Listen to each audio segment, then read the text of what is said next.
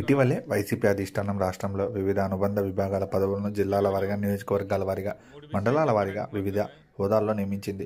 ఈ సందర్భంగా శుక్రవారం ఉదయం సాలూరులో మాజీ డిప్యూటీ సీఎం రాజన్న దొర విలేకరుల సమావేశమయ్యారు. తన నివాసంలో మాజీ సీఎం జగన్మోహన్ రెడ్డి గారికి మరియు రాజన్న దొర గారికి కృతజ్ఞతలు తెలుపుతూ వారు అందరూ చిరు సత్కారం చేశారు. మా మీద నమ్మకం ఉంచి మాకు ఈ పదవులు ఇచ్చినందుకు, అధిష్టానందుకు మీకు ప్రత్యేక ధన్యవాదాలని, వైసీపీ పార్టీ ప్రతిష్టతకు మా వంతు కృషి చేస్తామని రాజన్న దొర గారికి వీరందరూ హామీ ఇచ్చారు. సమన్వయంతో మనమంతా ఉండి పార్టీ బలోపేతానికి కృషి చేసి జగనన్న సీఎం చేసుకోవాలని వారికి సూచించారు. అలాగే ఇది అప్పులు ప్రభుత్వమని విడుచుకుపడి మాజీ డిప్యూటీ సీఎం రాజన్న దొర కూటమి ప్రభుత్వం ఇచ్చిన హామీలు నెరవేర్చాలని మనం చూస్తున్నాం. ఈరోజు పూర్తి బడ్జెట్ని ప్రవేశపెడుతుంది కూటమి ప్రభుత్వం. మూడు ముక్కలు ఆడుతుంది. ఇంతవరకు మూడు ముక్కలు ఆడింది. ఇది మూడోసారి బడ్జెట్ అన్నమాట. కూటమి ప్రభుత్వం మూడు కలయిక మీ అందరికీ తెలిసినే, టీడీపీ, జనసేన, బీజేపీ, అలాగే మూడు ముక్కలు ఆట ఆడుతుంది. కూటమి ప్రభుత్వం అనేది మూడు ముక్కలు ఆట ఆడుతుంది. ఈరోజు పూర్తి బడ్జెట్ అంటుంది. మరి ఈ పూర్తి బడ్జెట్ ద్వారానైనా వాళ్ళు ఏవైతే సూపర్ 6 పథకాలు చెప్పారో అవి అందిస్తున్నారో లేదా అనేది ప్రజలు ఆసక్తితో చూస్తున్నారు.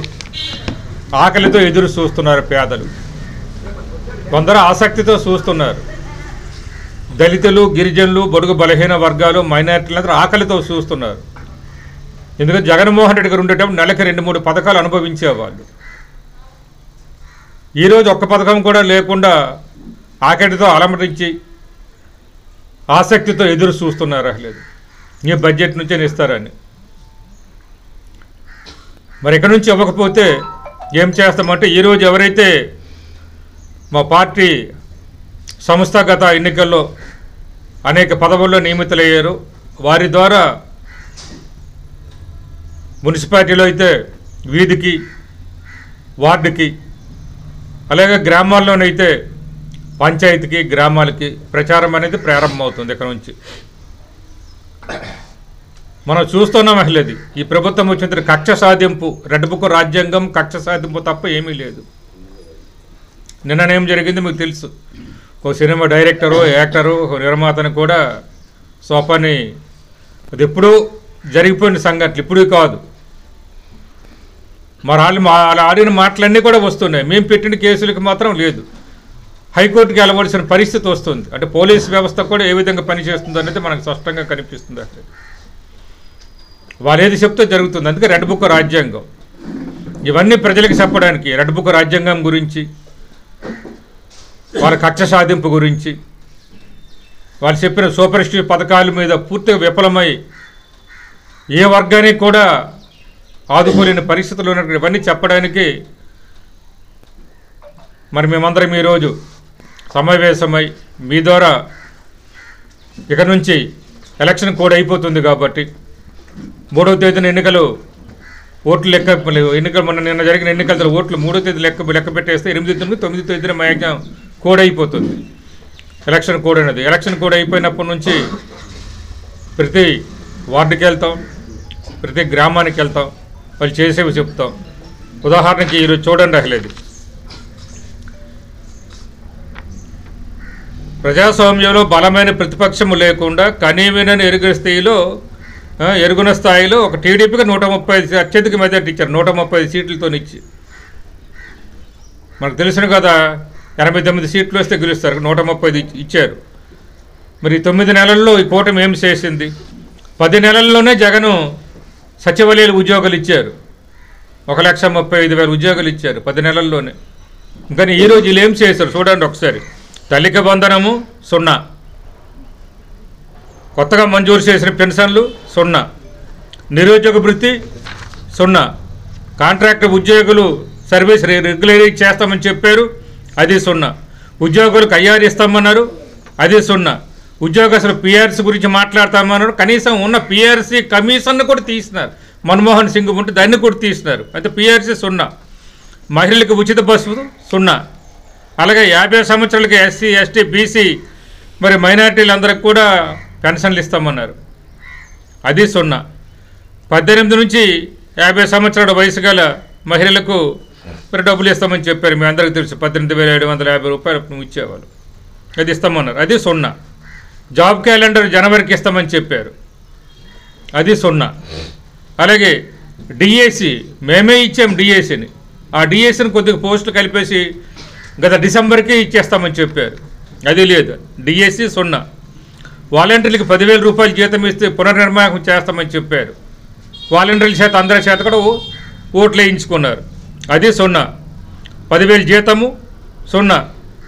మరి అంగన్వాడీల గురించి ఒకప్పుడు ఇక్కడ గిరిజన శాఖ మంత్రిగా ఈరోజు ఉన్న ఈ మన ఎమ్మెల్యే గారు సంజయ్ రాయన్న గారు ఎమ్మెల్సీగా ఉండేటప్పుడు ఏ విధంగా మాట్లాడారో మీకు తెలుసును. ఈ ప్రభుత్వం గత ప్రభుత్వం మీద మా ప్రభుత్వం ఇరుసుకుపడ్డారు వేతనాల గురించి. మరి ఈరోజు మరి వేతనాలు స్వయంగా మంత్రి కూడా ఆమె కదా. ఒక పక్క గిరిజన శాఖ మంత్రి, ఇంకొక పక్క మహిళా శిశు సంక్షేమ శాఖ మంత్రి, అంగన్వాడీల మంత్రి ఆమె. మరి ఇచ్చేవచ్చు కదా, ఆ రోజు అడిగిన వారు ఆమె కదా. ఈరోజు జీతాలు ఇచ్చేవచ్చు, అది కూడా 0. ఆశా వర్కర్ల వేతనాలు పెంపు 0. ఆశా వర్కర్లు కూడా ఆమె మంత్రి గారు. అంతేలాగా అన్నీ 0లే. 0 ప్రభుత్వం అన్నమాట ఇది. సంక్షేమం ఏమిటంటే 0. ఆ పెన్షన్లు పెంపు తప్పించి ఏమి ఇచ్చారు చెప్పండి. అసలు ఒక ముష్టిలోకి ఒక సిలిండర్ పడేశారు అంతే. పెన్షన్లు అనేది సంక్షేమ పథకం కింద రాదు, ముందే చెప్పాను. అది సామాజిక భద్రత పెన్షన్. అది ఇలాగ ఇవన్నీ 0. ఎందుకంటే అప్పుల ప్రదేశ్. మా గురించి అప్పులు శ్రీలంక అయిపోతున్నాం, వెనుజులా అయిపోతుంది, ఆఫ్ఘనిస్తాన్ అయిపోతుందని చెప్పిన వాళ్ళు ఈరోజు మరి 1,00,000 కోట్లకు పైగా అప్పులు చేశారు. అప్పులు ఆంధ్రప్రదేశ్ నాకు చెప్పారు కదా. ఇప్పుడు అప్పులు ఆంధ్రప్రదేశ్ 9 నెలల్లోనే చేశారు. ఆ డబ్బులు ఏం చేశారు? మా డబ్బులు ఏం చేసాం? అప్పులు చేసి మేము డబ్బులు ఏం చేసాము మా దగ్గరే కాదు, ప్రజల దగ్గర ఉంది. ప్రతి కుటుంబం దగ్గర కార్డు ఇచ్చాం. ఆ కుటుంబం దగ్గర ఏమి ఇచ్చామో చూపిస్తున్నాం, లెక్కలతో సార్ ఇచ్చాం. గడప గడపకి వెళ్ళి మేము చెప్పాము కూడా, మీ అందరి సమక్షంలో విలేకరుల సమక్షంలోనే చెప్పాము. ప్రతి ఇంటికి ఏమి ఇచ్చాము, ఇల్లు ఇచ్చాము, పెన్షన్ ఇచ్చాము, రేషన్ కార్డు ఇచ్చాము, అమ్మఒడి ఇచ్చాము, వైఎస్ఆర్ చేయూత ఇచ్చాము, నిరుద్యోగ వృత్తి ఇచ్చాము, ఇదేంటో స్కూల్ ఫీజు రియంబర్స్మెంట్ ఇచ్చాము. ఇవన్నీ అనేది స్పష్టంగా చెప్పడం జరిగింది. ఏమేమి ఇచ్చామన్నది 5 లక్షలు 6 లక్షల కుటుంబాలకు వచ్చాయి. మరి ఈరోజు వాళ్ళకి చెప్పొచ్చు కదా వాళ్ళు. అందుకే ఎలక్షన్ కోడ్ వల్ల ఇంతవరకు మేము ఆగాము. ఈ ఎలక్షన్ కోడ్ అయిపోయిన తర్వాత మేము కూడా గ్రామాలకు వెళ్తాం, మున్సిపాలిటీలో తిరుగుతాం, ప్రజలకి ఈ ప్రభుత్వం చేసిన అన్యాయాలు, ఈ ప్రభుత్వం చేస్తున్న మోసాలు చెప్తాం, ఈ ప్రభుత్వం ఎలాగ కక్ష సాధింపు చేస్తుందో చెప్తాం. అసలు అదే ప్రతిపక్షం గురించి మాట్లాడితే మేము ప్రతిపక్షం ఇవ్వలేమంటారు. 2015లో మరి ఢిల్లీలో 3-4 బీజేపీ వాళ్ళు ఉంటేనే ఇచ్చారు. 70 మంది అక్కడ ఎమ్మెల్యేలు. 70 మందిలోనే అక్కడున్న బీజేపీ సభ్యులు 3-4 వాళ్ళకి కూడా అక్కడ ప్రభుత్వం ప్రతిపక్ష హోదా ఇచ్చింది. పాచిపాటి శ్రీనివాసరావు అనే అతను మాకు ఎక్కడేమో ఆయన వైస్ ప్రెసిడెంట్గా ఉన్నారని, అలాగే దండి శ్రీను కార్యదర్శి ప్రధాన కార్యదర్శిగా ఉన్నారు. అసలు అలాగే ఆర్గనైజింగ్ సెక్రటరీగా మరి కరి మహేష్ ఉన్నారు మన సాలూరు టౌన్ నుంచే. అలాగే మరొక ఆర్గనైజింగ్ సెక్రటరీగా సుభాన్ రామకృష్ణ ఉన్నారు. అలాగే సెక్రటరీ యాక్టివిటీగా సేనాపతి నారాయణరావు ఉన్నారు మన పాంచాలి. సెక్రటరీ యాక్టివిటీగా మోకర లక్ష్మణరావు మన సాలూరు టౌన్ ఉన్నారు. మరి ఇలా చాలామంది ఉన్నారనమాట. అలాగే నియోజకవర్గానికి సంబంధించి కూడా మన వాళ్ళు చాలామంది ఉన్నారు. ఇవన్నీ చెప్తే ఇది 25 మందిని వేసాం నియోజకవర్గానికి సంబంధించి. ఇంకా దీంతోపాటు ఇంకా మనకి విభాగాల్లో చూసుకుని మహిళా విభాగానికి చూసుకుంటే పరిమళ ఉన్నారు, బోరంకి పరిమళ అంత నియోజకవర్గానికి. ఎస్టీ విభాగానికి సంబంధించి అయితే కళ్యాణ్ నమిలిపేట కళ్యాణ్ ఉన్నారు. క్రిస్టియన్ విభాగానికి సంబంధించి అయితే గుడివాడ సూర్యనారాయణ ఉన్నారు. విద్యార్థి విభాగానికి సంబంధించి అయితే సంగిరెడ్డి అశోక్ ఉన్నారు. అలా ఐటీ విభాగానికి సంబంధించి అయితే లింగాల శ్యామలరావు ఉన్నారు, శ్యామల. అలాగే లీగల్ విభాగం బంగూరు రామచంద్రరావు. ఇలాగా వీళ్ళందరూ ఉన్నారన్నమాట. యూత్ విభాగానికి పొట్టం అచ్యుతరావు అని మెంటాడ. మరి మహిళా విభాగానికి ఇందాక నేను చెప్పినట్టుగా పరిమళ ఉన్నారు. అలాగే దచ్చిరెడ్డి అప్పలనాయుడు రైతు విభాగానికి, బీసీ సెల్కి సలాద్ అప్పలనాయుడికి, ఎస్సీ సెల్కి మధ్య అప్పారావు, ఎస్టీ సెల్కి నువ్వు చెప్పింది నమిలిపేట కళ్యాణు, అలాగే మైనారిటీ సెల్కి మహమ్మద్ అబ్దుల్ హక్, అలాగే ఇక పాచిపేట సూర్యనారాయణ,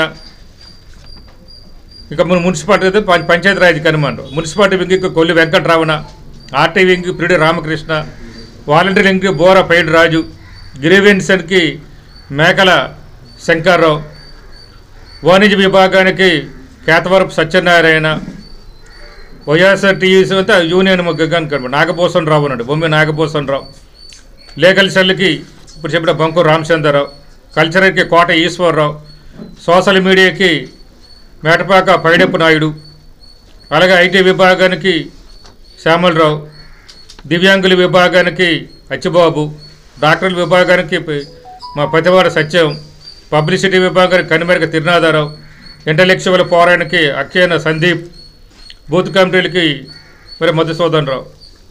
ఇలాగా ఇంకా మండల కమిటీలు, టౌన్ కమిటీలు ఇంకా నిర్మాణం చేస్తున్నాం, నిర్మాణాలు చేయవలసి ఉందన్నమాట. ఇవి కాకుండా ఇవి త్వరలోనే నిర్మాణం చేస్తున్నారు. త్వరగా ఇక్కడికి వచ్చిన అందరికీ మనవి చేస్తున్నాను, త్వరగా మేము మండల కమిటీల్లో కూడా అనేక విభాగాలు ఉన్నాయి, అన్ని విభాగాలతో త్వరగా ఇవ్వండి. 4 మండలాలు ఉన్న మున్సిపాలిటీ కూడా కలిపి అందరం కూడా కలిసి ప్రజా పోరాటానికి, న్యాయ పోరాటానికి సిద్ధంగా ఉండాలి. ఇందాక నేను చెప్పాను, 10 నెలల్లోనే మనం 1,35,000 వరకు ఉద్యోగాలు ఇచ్చాం. ఉద్యోగాల మాట ఎలాగొన్ను, కనీసం సంక్షేమ పథకాలు కూడా ఈ ప్రభుత్వం ఇవ్వడం లేదు. ఈ విధంగా ప్రజా వ్యతిరేకంగా, ప్రజా కంటగింపుగా తయారైంది కాబట్టి ఈ ప్రభుత్వం. ఇక మన ఇదంతా కూడా ప్రజలకు చెప్పవలసిన బాధ్యత ప్రతి ఒక్క వైఎస్ఆర్ కాంగ్రెస్ పార్టీ కార్యకర్తల మీద, నాయకుడి మీద ఉన్నది. కాబట్టి అందరిక నుంచి సిద్ధపడాలి.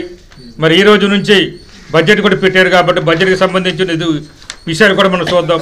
దీనికి సంబంధించిన విషయాలను కూడా విలేకరు మిత్రులకు కూడా మన నాయకులకు, విలేకరు మిత్రులకు మధు ఇవన్నీ కూడా ఇవ్వండి. అసలేదు మనం చెప్పింది కరెక్టే కాదా వాళ్ళే చూసుకుంటారు. అసలేదు ఈ అప్పుల ఆంధ్రప్రదేశ్లో ఇది చంద్రబాబు గొప్పల ఆంధ్రప్రదేశ్, అప్పుల ఆంధ్రప్రదేశ్. సంపద సృష్టిస్తాను, సంపద సృష్టి